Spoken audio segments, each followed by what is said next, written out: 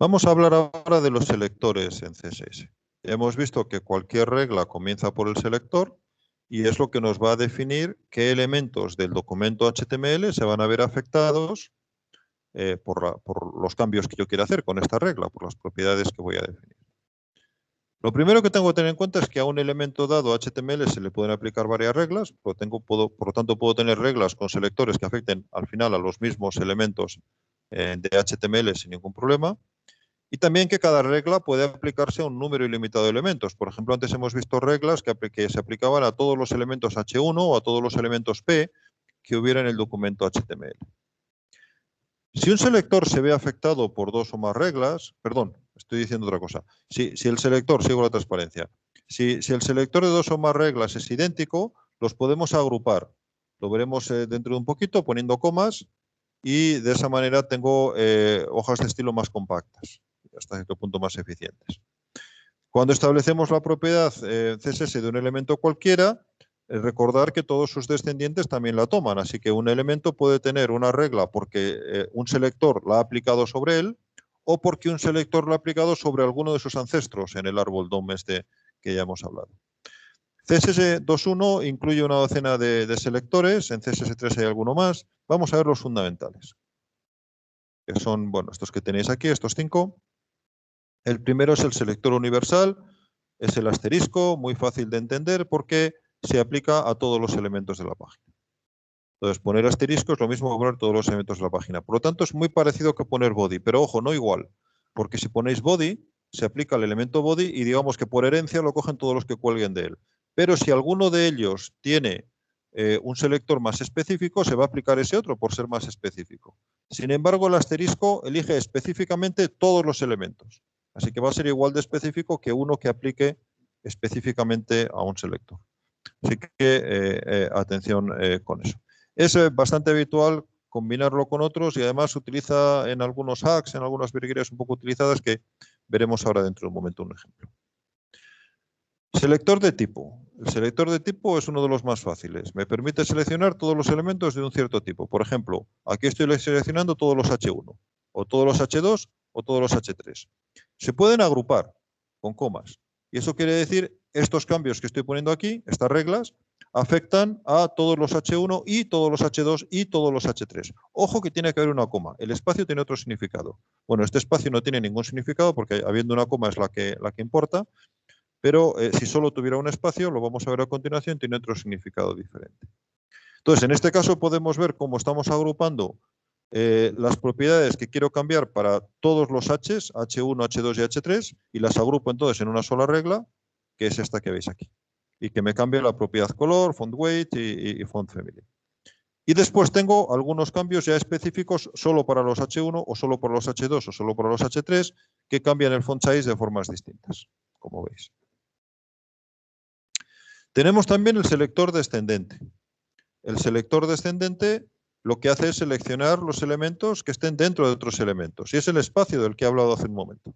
Cuando solo hay espacio, no coma, el espacio significa el elemento de la derecha dentro del elemento de la izquierda o debajo de él en el árbol, a cualquier nivel, no tiene por qué estar inmediatamente por debajo. Por ejemplo, este selector PSpan va a seleccionar los span que estén dentro de un P. Entonces, si vamos mirando por aquí, aquí vemos un span. ¿Este span está dentro de un P? Sí. Por lo tanto, este selector le afecta. El color de este texto saldría en rojo. Seguimos mirando. ¿Hay más span? Pues sí, aquí tenemos un span más. ¿Este span está también dentro de un P? Pues sí, porque está aquí el P. Por lo tanto, texto 2 también saldría en rojo. Otros elementos span que pueda haber en otras partes de la página que no sea dentro de un P no se verán afectados. Pequeño ejercicio. ¿Qué elementos seleccionarían estos selectores? Pues fijaros, este primero seleccionaría todos los M que estén dentro de un span, que estén dentro de una A, que estén dentro de un P.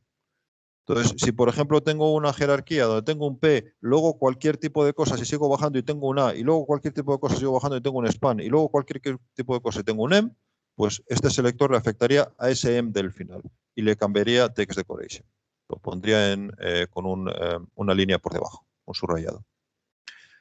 Sin embargo, aquí lo que estoy diciendo es los elementos P y los elementos A y los elementos span y los elementos M.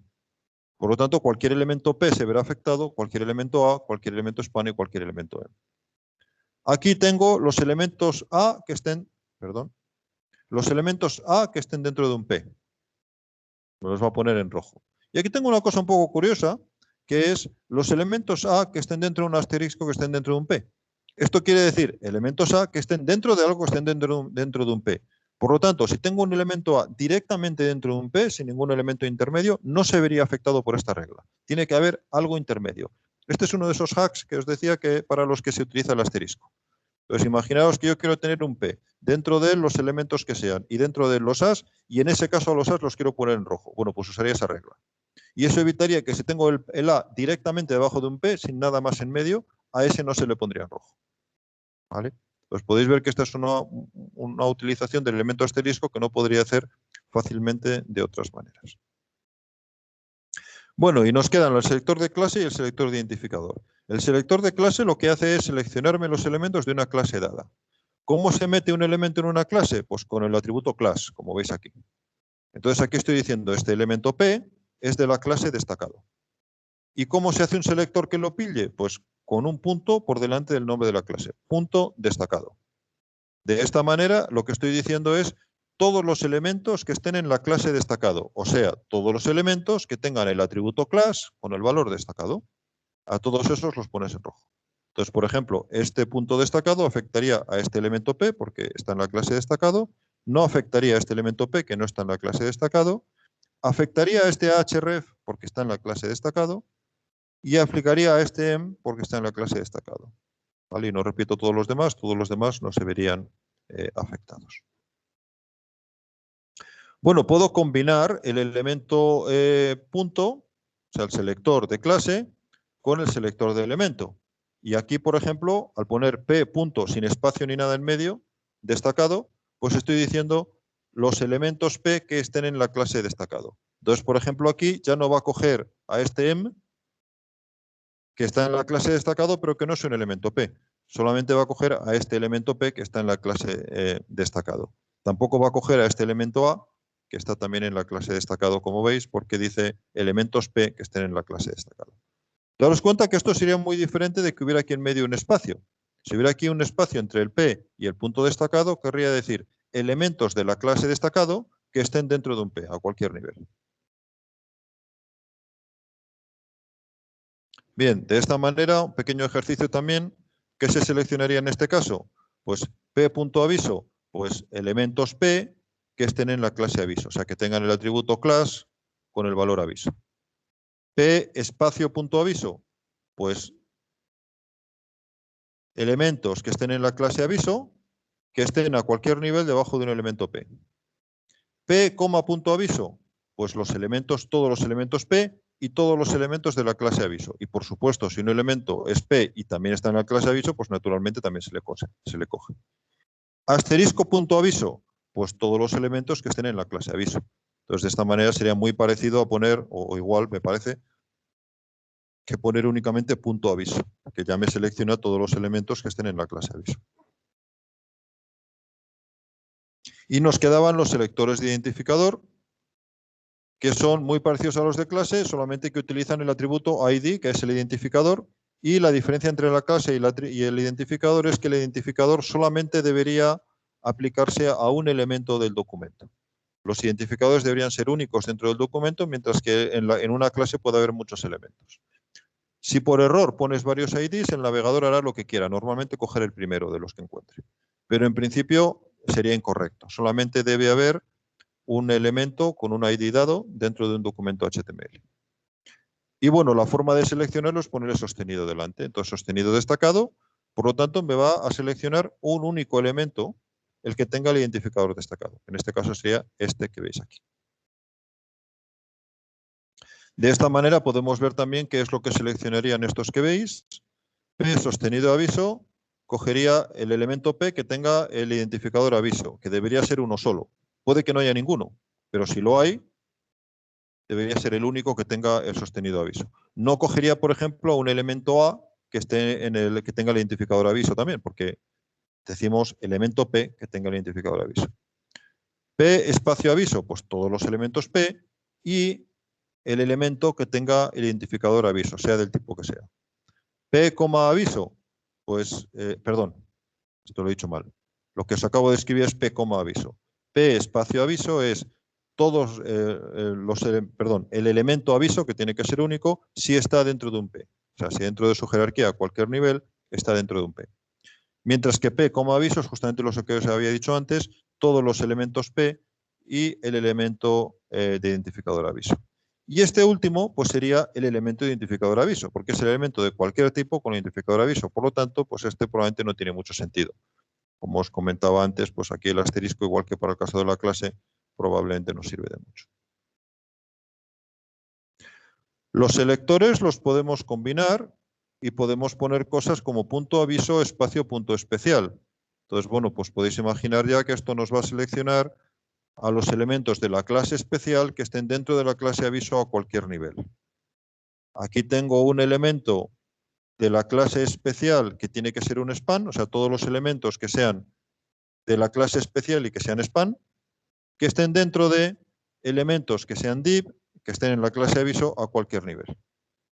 Y aquí abajo ya uno un poquito más raro, tengo el elemento que tiene que tener el identificador inicio y que sea un A, y para que se le aplique la regla tiene que estar dentro de un elemento que esté en la clase destacado y que sea un LI, y que a su vez tiene que estar dentro de un elemento que tenga el identificador menú principal y que sea un elemento UL.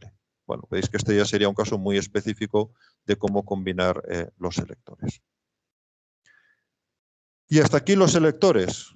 Unas pequeñas reglas para la colección de estilos, que ya hemos hablado más o menos cuando lo hemos visto en el navegador. Son en realidad dos reglas que simplifican un poco un tema que es relativamente complejo. La primera es, cuanto más específico es el selector, más importancia tiene. Ya lo hemos visto como en las herramientas de desarrollador de Firefox, pues nos ponía más arriba cuanto más específico era.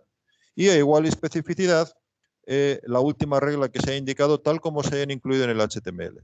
Entonces, si son de diferentes ficheros CSS, de diferentes documentos CSS, se considera el último documento que se haya incluido, y si está dentro del mismo documento, el que esté más bajo dentro de ese documento. Y ya para terminar con esta introducción tan rápida y tan simple a CSS, unidades de medida. Hay muchas propiedades que se refieren a cosas que se pueden medir y normalmente lo que miden son distancias. Las distancias se pueden poner en unidades absolutas, relativas o porcentajes. Unidades absolutas pues son cosas como pulgadas, inches, centímetros, milímetros, puntos y picas, que son tamaños reales. Los puedo pasar todos, por ejemplo, si me da la gana, en centímetros o metros, porque son tamaños reales. Si el navegador tiene información sobre el tamaño real de la pantalla, debe poner esto, y si yo fuera con una regla y lo midiera sobre la pantalla, pues me diría exactamente lo que le haya puesto ahí. Tantos centímetros, tantos milímetros o tantas pulgadas. Las picas y los puntos son también medidas de longitud. Los puntos los conocéis porque es como me suelen venir los fonts. Los tipos de letra me vienen en el tipo de letra de 10 puntos, de 11 puntos, de 12 puntos, y se refiere justamente a si yo esto sé cómo es la pantalla, pues el tamaño que tengo que poner es este, y es un tamaño concreto que utilizan los tipógrafos. Pero es una longitud. Igual que si lo hubiera puesto en centímetros o en milímetros, y de hecho lo puedo convertir en centímetros o en milímetros. Tengo luego las unidades relativas, que son relativas a cómo se representan las cosas en pantalla, y tengo EM, que corresponde al alto normal de una línea, y por ejemplo PX, que son píxeles, que es el número de píxeles que aparecen en pantalla. Y luego tengo porcentajes, que normalmente son porcentajes de algún tipo de unidad dependiendo de en qué esté trabajando. Por ejemplo, si son tamaños de font, pues son referidos al tamaño de font por defecto, o si son anchos de página, pues son referidos al ancho del elemento en el que estoy. Normalmente se recomienda utilizar unidades relativas siempre que sea posible, porque van a escalar mejor cuando estén en pantallas más grandes o más pequeñas, aunque los píxeles y los porcentajes se utilizan mucho para definir el layout, el maquetado del documento.